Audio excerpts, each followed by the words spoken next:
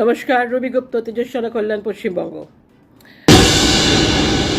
একটা প্রশ্ন করি আপনাদের, কতজন বাংলার পশ্চিমবাংলার কতজন মানুষ আমরা মনে রেখেছি সেই 26,000 শিক্ষক চাকরিহারা শিক্ষকদের, যারা শহীদ মিনারের নিচে প্রথম আন্দোলন শুরু করেছিলেন? আজও সেই আন্দোলন করে যাচ্ছেন। কিন্তু আমরা বাঙালিরা, পশ্চিমবঙ্গবাসী কতজন তাদেরকে মনে রেখেছি, বা তাদের জন্যে তাদের ব্যাপারে জিজ্ঞাসাবাদ করি কিনা, বা জানতে চাই কিনা তাদের কাছ থেকে, সরকারের কাছ থেকে, প্রশাসনের কাছ থেকে, যে তাদের কি অবস্থা হলো। তারা তো আমাদেরই সহনাগরিক, ফলে আমাদের তো তাদের ব্যাপারে জানার একটা অধিকার আছে এবং প্রয়োজন। সামাজিক, নৈতিকতার সব কিছুর মধ্যে দিয়ে আমাদের তাদের ব্যাপারে জানাটা দরকার, প্রয়োজন। আমি রিসেন্টলি তাদের সাথে কথা বলছিলাম এবং তাদের মধ্যে বেশ কয়েকজন আছে যারা আমার সঙ্গে রেগুলার কন্ট্যাক্ট রাখে। আমি তাদের কাছ থেকে জানতে পারলাম যে বর্তমান সরকার, প্রশাসন, বর্তমান মাননীয় মুখ্যমন্ত্রী, শিক্ষামন্ত্রী, কেউ তাদের পাশে নেই।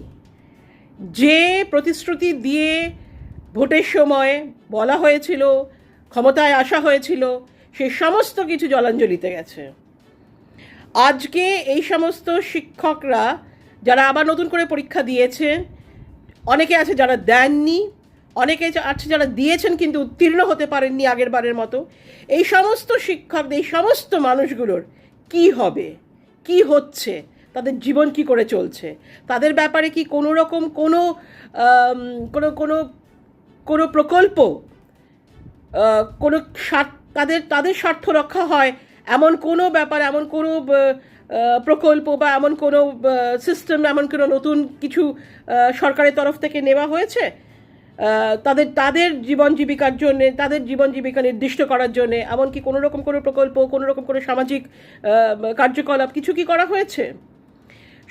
এই সরকার যখন ক্যাম্পেইন করছিল ভোটের সময়, যখন তারা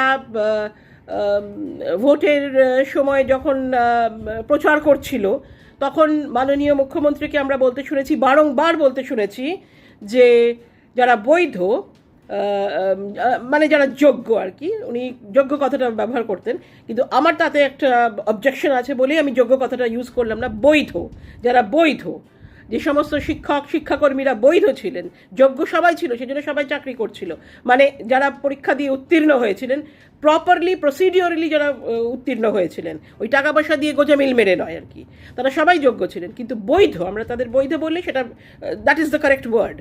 সেই বৈধ